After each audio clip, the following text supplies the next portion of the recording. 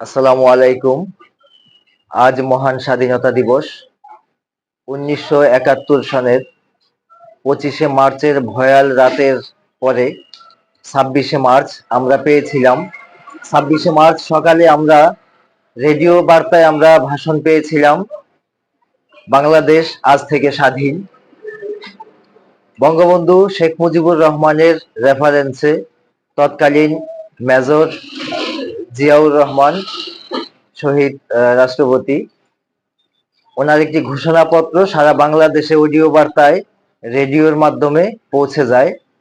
আর সারা বাংলাদেশের নারী পুরুষ, হিন্দু মুসলিম খ্রিস্টান বৌদ্ধ আপামর জনতা, যারা বাঙালি শব্দের দাবিদার, সবাই কাঁধে কাঁধ মিলিয়ে নিজের জীবনকে উৎসর্গ করে আমাদের এই স্বাধীনতা অর্জনের জন্য ঝাঁপিয়ে পড়েছিল পাক হানাদার বাহিনীদের বিরুদ্ধে।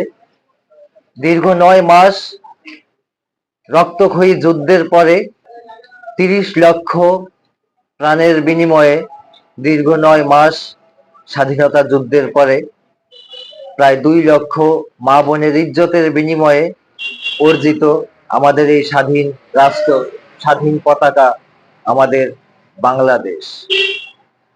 সেই থেকে আমরা আজ স্বাধীন। স্বাধীনতার কেটে গেছে প্রায় 55 বছর।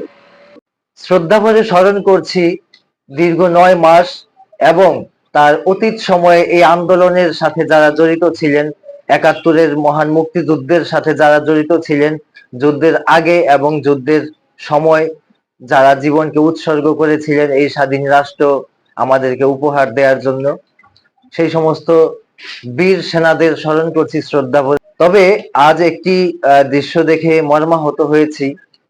আমি যখন ভিডিওটি করছি তার কিছুক্ষণ আগে সোশ্যাল মিডিয়ায় এবং বিভিন্ন টেলিভিশন নিউজে আমি একটি নিউজ দেখছিলাম। আমাদের মহান স্বাধীনতা যুদ্ধের ধারক বাহক আমাদের যে জাতীয় স্মৃতিসৌধ রয়েছে, সেই স্মৃতিসৌধে আজ তারাই শ্রদ্ধা নিবেদন করতে গিয়েছেন যাদের বিরুদ্ধে আমাদের স্বাধীনতা যুদ্ধের ডাক ছিল। লড়াই সংগ্রাম করে এই স্বাধীন রাষ্ট্র পেয়েছি, আজ তারাই আমাদের জাতীয় স্মৃতিসৌধে শ্রদ্ধা নিবেদন করতে গিয়েছেন। দৃশ্যটা দেখে আমার একটুও ভালো লাগেনি। এটা হবার কথা ছিল না। এটা আমাদের জন্য অনেক আনন্দের হতো যদি সেই দল বা 71 সালে যারা আমাদের মুক্তিবাহিনীর বিরুদ্ধে অবস্থান নিয়েছিল, তারা যদি তাদের কৃতকর্মের জন্য, তাদের পূর্বপুরুষদের কৃতকর্মের জন্য আমাদের এই স্বাধীন বাংলাদেশের প্রত্যেকটা মানুষের কাছে তারা তাদের কৃতকর্মের জন্য ক্ষমা চাইতো, তারা যদি আজও মন থেকে পরাজয় স্বীকার করে নিত, তাহলে আজকের দিনটি, মানে তারা যখন জাতীয় স্মৃতিসৌধে শ্রদ্ধা নিবেদন করতে গেছেন, এটা অনেক ভালো লাগার বিষয় হতো। কিন্তু আজও তারা মন থেকে স্বাধীনতা দিবসকে মানে না। আজও তারা 1971-কে স্বীকার করে না। আজও তাদের কাছে মনে হয় 1971টা একটা চক্রান্ত ছিল মাত্র।